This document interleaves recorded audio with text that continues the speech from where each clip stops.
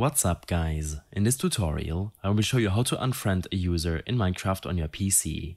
This should be quite an easy tutorial. For more information, click on the first link in the description below.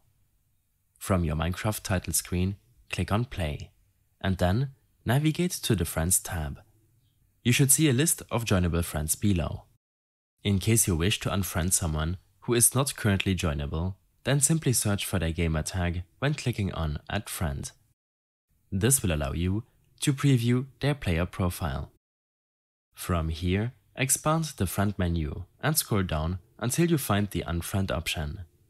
This will remove the user from your friend list, but they will still be able to find and add you while in-game. In case you have any further issues or problems following this tutorial, then I suggest following my extensive guide linked in the description below.